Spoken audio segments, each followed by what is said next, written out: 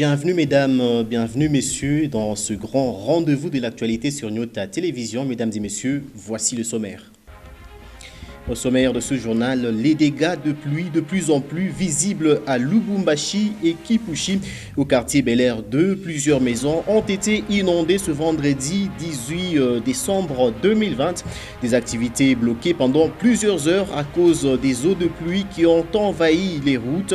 Et à Kipushi, les eaux du canal Katapula ont causé d'importants dégâts ce même jour. Les habitants de cette cité minière passent le pire moment de leur vie. Au sommaire, toujours ce vendredi 18 décembre, c'est le début du couvre-feu décrété par le président et chef de l'État, Félix Antoine Tshisekedi Tshilombo, sur toute l'étendue de la République démocratique du Congo. Une mesure avec durée indéterminée, invitant les Congolais à rester chacun à la maison entre 21h et 5h du matin pour se protéger contre la propagation du coronavirus. Vous faites bien de choisir votre chaîne pour vous informer. Nous venons de l'annoncer au sommaire. Le couvre-feu commence dès ce vendredi 18 décembre 2020 sur toute l'étendue de la République démocratique du Congo. Une mesure décrétée par le chef de l'État, Félix Antoine Tshisekedi Tshilombo. Le couvre-feu débute déjà à 21h et ira jusqu'à 5h du matin. La circulation pendant ce couvre-feu est interdite et ne sera soumise qu'à une autorisation spéciale de l'autorité provinciale. Seules les personnes se trouvant dans une situation d'urgence sanitaire seront permises bien évidemment de circuler. Le couvre-feu qui débute aujourd'hui a une durée indéterminée et il a pour but de limiter la propagation du coronavirus dans le pays.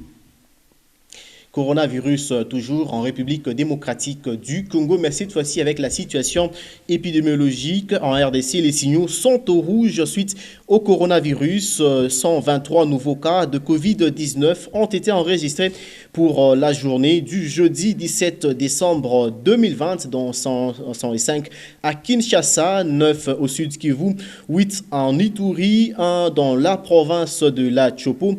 Aucune guérison et aucun cas de décès n'ont été enregistrés par le secrétariat du comité multisectoriel de lutte contre la pandémie en RDC. Ainsi, le cumul des cas est de 15 212 cas confirmés de Covid-19 dans le pays, 13 010 personnes guéries contre 366 personnes décédées suite à la pandémie de Covid-19.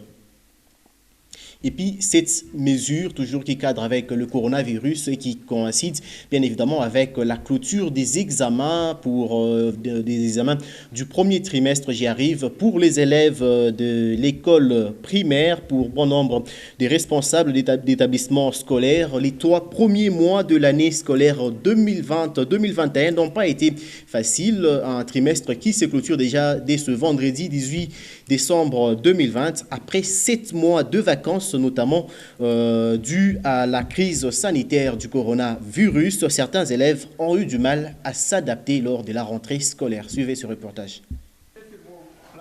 Alors qu'ils vont en vacances de Noël et de fin d'année, plus tôt que prévu, les élèves du primaire ont clôturé leur premier trimestre ce vendredi 18 décembre 2020 dans certaines écoles.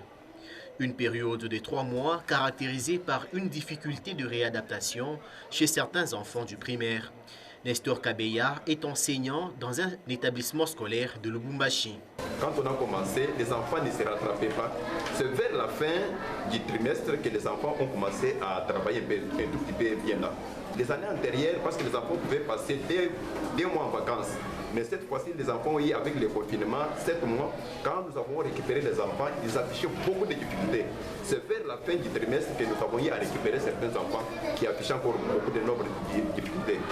Malgré le temps d'interruption des cours, pendant le confinement, les élèves qui ont bénéficié d'un encadrement à la maison se sont distingués au premier trimestre de cette année scolaire 2020-2021.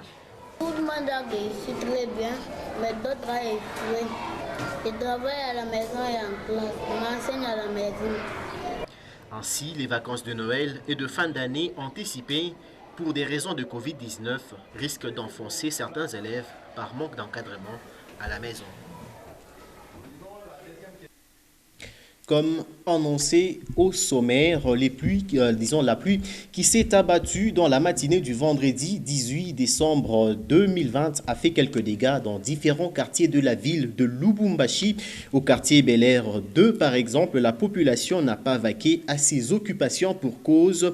Plusieurs avenues de ce quartier ont été inondées par les eaux de pluie. À cela s'ajoutent les inondations constatées dans plusieurs maisons du quartier Kinsense.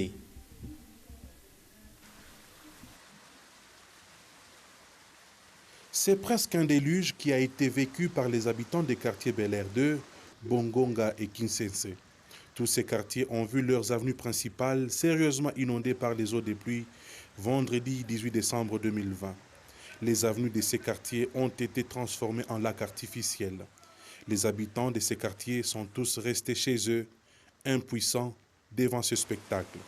Seuls les courageux pouvaient braver la force des eaux de pluie à leurs risques et périls.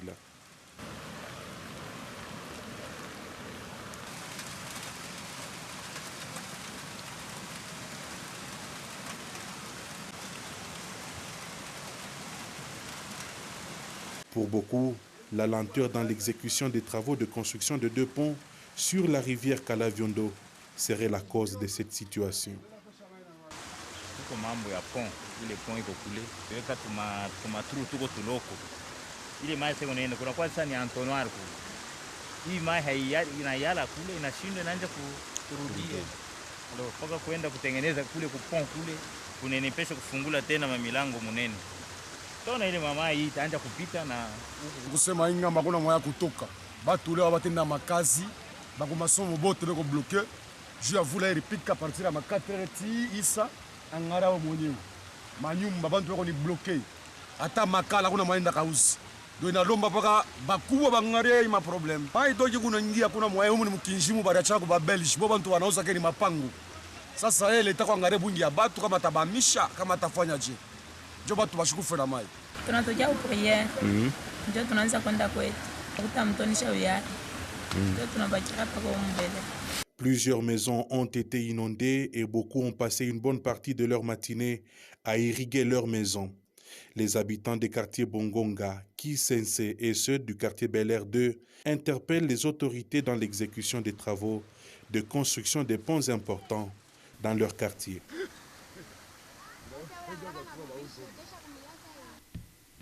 C'était là un reportage de Augustin Célestin Muganza et Michel Olela, mais nous allons rester sur ce même chapitre des inondations. La commune de Lubumbashi n'a pas été épargnée par les dernières pluies. Le pont Chondo qui relie la ville de Lubumbashi au quartier Jekamine était sérieusement inondé par les eaux de pluie la matinée de ce vendredi 18 décembre 2020. Automobilistes et piétons, tous étaient censés respecter le passage des eaux sur la rivière Lubumbashi. Gaylor Chamba-Griffon était sur place.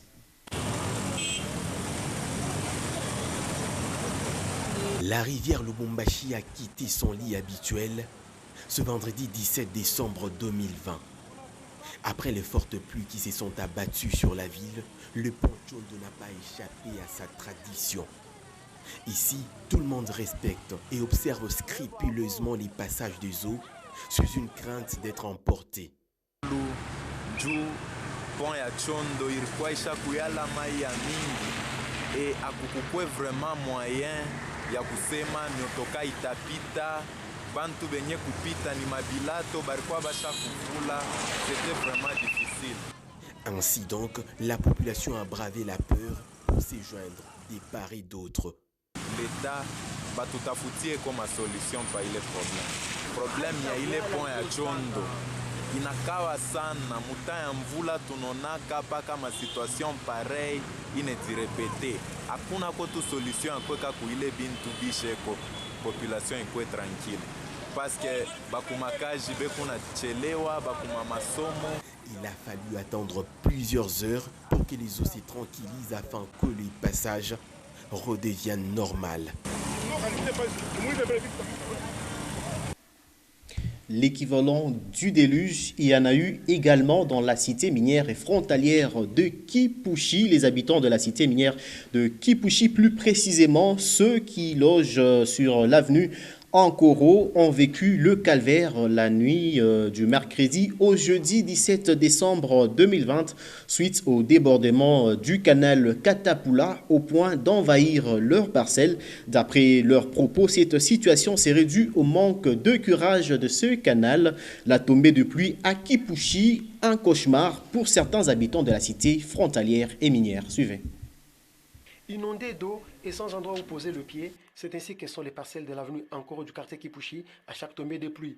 Pire encore, la nuit du mercredi au jeudi 17 décembre, où les habitants logeant le long du canal Katapula ont vécu le pire moment de cette période pluvieuse suite au débordement du canal après une grande pluie.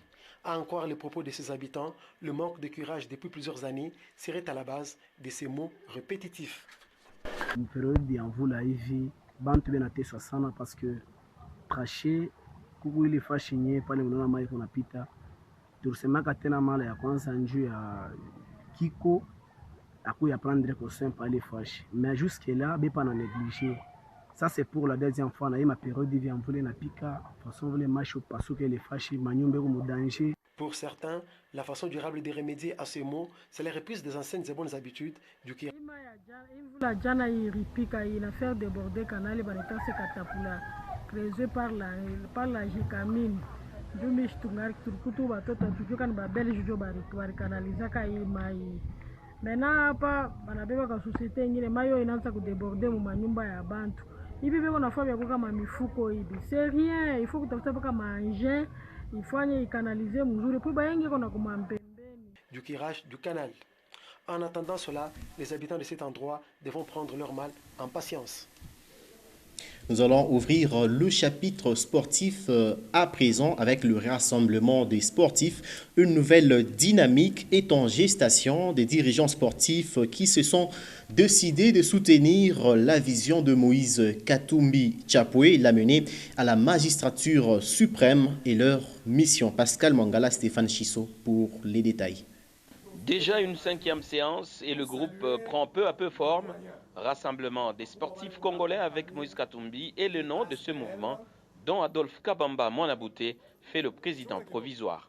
L'objectif premier est de fédérer tous les sportifs qui partagent la même vision du pays autour de Moïse Katumbi. Ernest Mwamba Mukalaï, actuel président de la Ligue de football du Katanga, était à la dernière réunion. Le RASCOM, c'est une ASBL que nous avons créé dans le but de soutenir les actions du président Moïse. Nous avons compris que Moïse est l'émanation d'abord du sport. Et comme il vient du sport et que tous les sportifs se trouvent disséminés à travers la République démocratique du Congo, parce qu'il n'y a pas une seule discipline là où Moïse n'est pas intervenu. Nous, les sportifs, on ne peut pas rester derrière ce mouvement-là. Non. En reste, nous devons tout faire pour accompagner Moïse jusqu'à la victoire finale. Voilà l'objectif de ce mouvement. Avec le couvre-feu décrété au pays à partir de ce vendredi 18 décembre 2020, les stratégies vont changer, a prévenu Adolphe Kabamba. Pour le président provisoire du RASCOM, il ne faut pas arrêter la dynamique. Pour faciliter la tâche, non, Moïse est pris en otage. L'occasion est là, qu'il a montré comment il va apporter la pierre à l'édifice. Hakuna tabou, tunafurahi ni mouvement ya basportif bote bakulupopo, bakulubumbashi, bakumikishi, maekipi yote à travers la République. Ule tu anayua sema na mpendaka Moïse. C'est ça la structure officielle. Déjà une centaine de sportifs de différentes tendances à travers la RDC ont déjà adhéré à ce mouvement qui se veut national. Et dans pas très longtemps, une cérémonie sera organisée pour la sortie officielle du rassemblement des sportifs congolais avec Moïse Katumbi.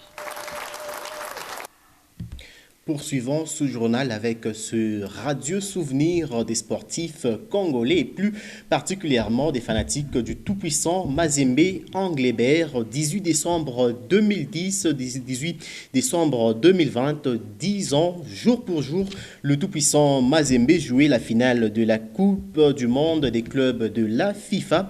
Une première dans l'histoire de la compétition pour un club du continent africain, une fierté sur laquelle Pascal Mangala revient en souvenir.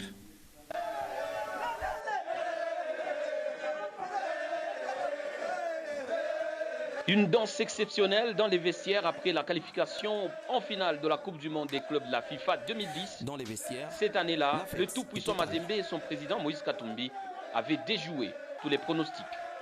Un début tonitruant face à Pachuca avec un but somptueux de Ikbedi Mbenza, 1-0. Bedi sur la droite, le milieu de Mazembe a également une frappe intéressante.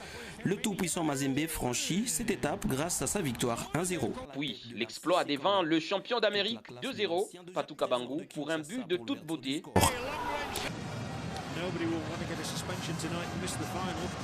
Avant un autre bijou signé Alain Kaluituka Dioko, le club efface son vis-à-vis et trouve les filets de Porto. Les Corbeaux écartent les Brésiliens de Porto Alegre et s'invitent en finale.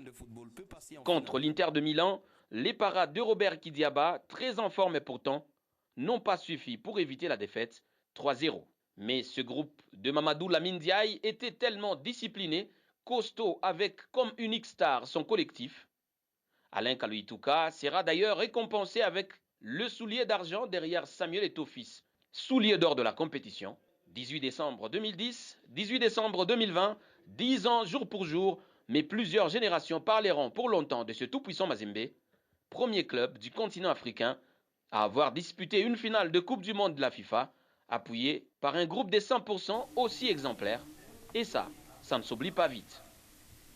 Sport toujours, mais cette fois-ci avec le tout-puissant Mazembe Dame. C'est le terrain du golf Tchamalale qui a servi de cadre à la première séance d'entraînement des Corbeaux Dames.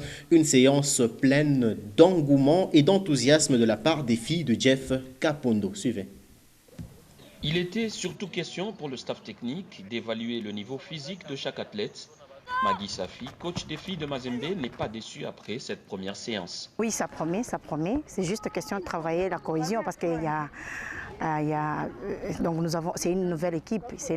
Nous avons des joueuses qui viennent des différentes équipes. Alors, je dois pouvoir beaucoup plus travailler sur ces plans-là pour arriver à élever leur niveau technique. Et le travail qui reste à faire est celui de relever le niveau de ces filles alors que le championnat de Lubumbashi arrive à grands pas. Pour le niveau physique, je dois pouvoir travailler.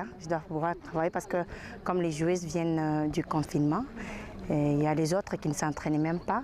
Celles qui étaient à Kiel, même celles qui étaient ici, bien sûr. Donc je dois pouvoir beaucoup plus travailler sur le plan physique et aussi sur le plan technico-tactique pour arriver à faire une très bonne cohésion sur le terrain. A noter qu'à cette première séance d'entraînement du tout-puissant Mazembe Dame, quelques filles volontaires sont venues tenter leur chance pour une place à gagner. La détermination avec laquelle Jeff Kapondo, président de Mazembe Dame, a démarré cette nouvelle branche de la famille des Corbeaux et surtout la renommée du président de coordination Moïse Katumbi ont séduit plus d'une fille et l'engouement est grandissant chaque jour qui passe. Place à présent à la rubrique Lu pour vous du quotidien d'information générale La République 1086.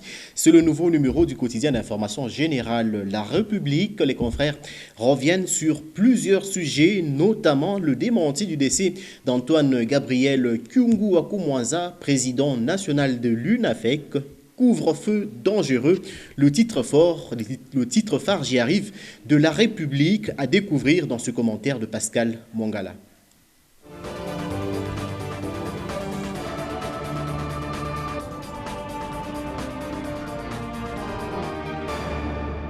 Bienvenue à tous à votre Lu pour vous sur votre chaîne. Il commence ce soir, couvre-feu dangereux, s'exclame le confrère à la une du journal La République. Paru ce vendredi 18 décembre 2020 à Kinshasa, à son numéro 1086. Ainsi qu'on l'a appris, le couvre-feu commence ce soir sur toute l'étendue de la ville de Kinshasa et s'étend de 21h à 5h du matin. La décision rentre dans le cadre des mesures édictées par le gouvernement pour prévenir et contrer la propagation de la deuxième vague du coronavirus, dont les effets semblent plus graves que lors du premier round. Le premier son discordant vient cependant de la Fédération des entreprises du Congo, FEC, qui redoute un ralentissement des activités économiques consécutivement à ce couvre-feu. Même au sein de l'opinion, le couvre-feu ne tient pas la roue au regard des pesanteurs liées notamment au transport en commun dans la capitale. Une fois de plus, le gouvernement de la République donne l'impression de jouer à l'amateur. Sans certaines mesures de prudence, de réajustement, le couvre-feu se révélera une source de friction grave entre les agents de l'ordre et la population. Une aubaine pour les policiers alors que des Quinois seront contraints de passer la nuit on ne sait trop où. Annoncé pour mort, Gabriel Kyungu est vivant est à lire sur la page 2. L'information est confirmée à 7 sur 7.cd par Séraphin Dalla, son conseiller en communication, qui dénonce les mensonges de mauvais goût. Faux et archi-faux, Kyungu Wakumwanza se porte à merveille et au moment où je t'écris, je suis avec lui à sa résidence ici à Lubumbashi. Nous savons d'où proviennent ces mensonges de mauvais goût, s'est-il indigné. Le mardi 15 décembre dernier, Kyungu Wakumwanza, président du conseil d'administration de la Société nationale du chemin de fer du Congo, a tenu une matinée politique au cours de laquelle plusieurs questions politiques de l'heure ont été analysées. Sur la page 3, le confrère s'interroge, le FCC fait son deuil pour ressusciter. Après une réunion en plénière, le regroupement politique Alliance de démocrates pour le renouveau et le progrès ADRP, membre du FCC, donne mandat à François Rubota à contacter formellement l'Union sacrée pour la refondation de la République démocratique du Congo. Une opinion dictée selon cette plateforme par le choix des élus nationaux de l'ADRP le 10 décembre 2020 au cours de la déchéance du présidium de l'Assemblée nationale. L'ADRP de François Rubota compte 23 députés nationaux, un sénateur, 2 ministres. Dans le gouvernement Ilunkamba, 24 députés provinciaux, un président de l'Assemblée provinciale, un gouverneur et 2 vice-gouverneurs. Bien avant l'ADRP, le Bloc uni pour la renaissance et l'émergence du Congo, UREC, parti membre du Front commun pour le Congo FCC, a adhéré à l'Union sacrée pour la nation du président Félix Tshisekedi. Par ailleurs, le rapporteur du parti de Joseph Kabila, le PPRD, a publié une lettre adressée à ses camarades du parti où il appelle à des changements alors que le parti, membre de la coalition du FCC, connaît une vague de départ. Comme Kanga, plusieurs cadres du parti de Kabila appellent à la démission de l'équipe dirigeante tant du PPRD que du FCC. Emmanuel Ramazani Chadari, actuel secrétaire permanent du PPRD, et même Néhémi Mouilania, coordonnateur du FCC, sont appelés à démissionner.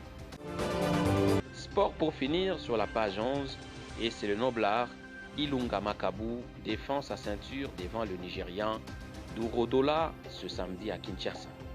Le champion du monde de boxe dans la catégorie Golden, version World Boxing Council, WBC, le Congolais junior Ilunga Makabu, 33 ans, va défendre son titre face au Nigérian Olanre Wadju Dourodola, 40 ans, le samedi 19 décembre prochain au studio Maman Angebi à Kinshasa. L'adversaire du Congolais a posé ses valises à Kinshasa mercredi 16 décembre dernier dans la soirée. Question de s'acclimater et préparer tranquillement son combat.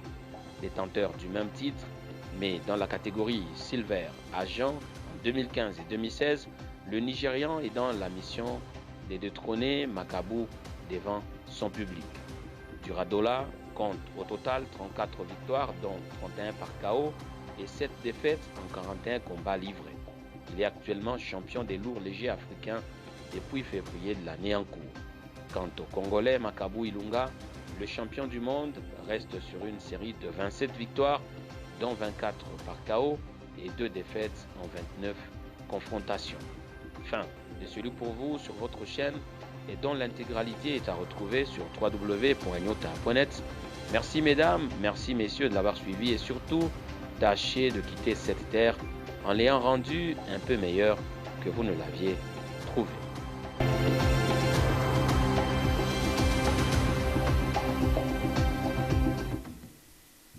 À partir de ce vendredi 18 décembre 2020, la RDC sous couvre-feu de 21h à 5h du matin pour lutter contre la propagation du coronavirus. Mesdames et messieurs, Ainsi prend fin cette édition de Journal sur Nyota Télévision. De partout où vous nous avez suivis, nous vous disons sincèrement merci d'avoir choisi votre chaîne pour vous informer. Les informations continuent bien évidemment sur www.nyota.net.